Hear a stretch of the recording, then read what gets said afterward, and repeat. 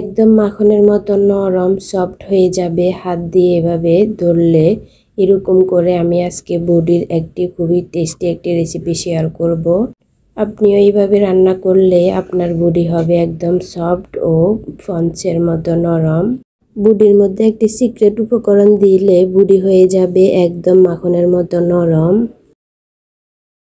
অনেকে বডি রান্না করতে পারে না, ঠিকঠাকভাবে বডি সফট হয় না, বডি রান্না করতে অনেক বুদ্ধি লাগে। আজকে আমি খুবই সিক্রেট একটি রেসিপি শেয়ার করব, আশা করি সকলের অনেক ভালো লাগবে। শুরুতে আমি বডিগুলারে ভালোভাবে ধুয়ে পরিষ্কার করে নিয়েছি। এখন পরিষ্কার বডিতে এখানে 1 টিস্পুন হলুদ দিয়ে দিচ্ছি।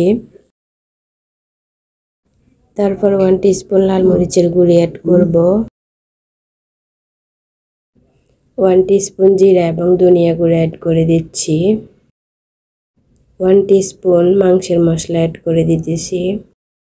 3-4 পিস দারুচিনি অ্যাড করে দিতেছি। আর এখানে 5-6টা এলাচ আর 5-6টা গোলমরিচ অ্যাড করে দিয়েছি।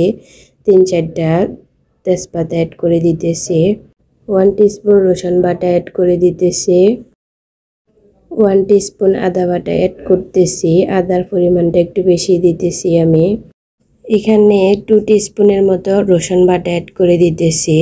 আদা দেওয়ার কারণে সহজে মাংসগুলা সফট হয়ে যাবে। এখানে আমি 1 কাপের মতো পেঁয়াজ কুচি অ্যাড করে দিতেছি। এখানে আমি কিছু সিক্রেট উপকরণ অ্যাড করে দিতেছি। সিক্রেট উপকরণটি হচ্ছে পেঁপে। এখানে আমি কিছু পেঁপে এইভাবে বড় সাইজ করে কেটে দিয়েছি। তারপর হাত দিয়ে কিছুক্ষণ মিক্স করে নিয়েছি। আর এখানে পরিমাণ মতো তেল দিয়ে ভালোভাবে সব উপকরণ মিক্স করে নিতে হবে।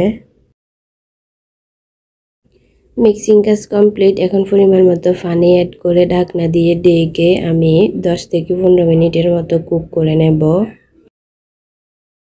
অনেকে বডি রান্না করলেও বডি সফট হয় না, আর ঠিকঠাকভাবে বডি রান্না করতে পারেন না। এইভাবে রান্না করলে বডি হবে একদম সফট আর খেতে হবে একদম মাখনের মতো।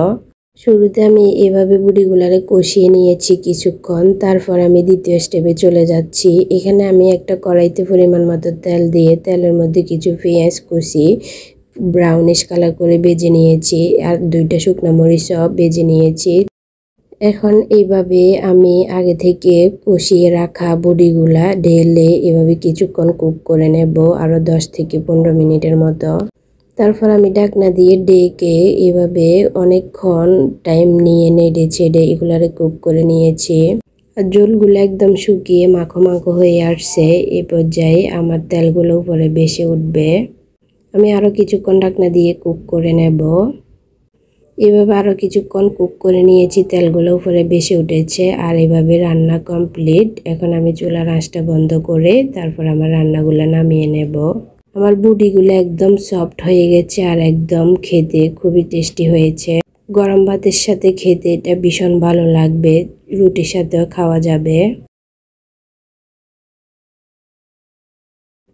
হাত দিয়ে চাপ দিলে এভাবে গলে যাচ্ছে বডি। সাধারণত আমরা দাঁত দিয়েও কামড়িয়ে অনেক সময় সফট করা যায় না, আর আমার বডিগুলো হাত দিয়ে এভাবে ধরলে সফট হয়ে যাচ্ছে।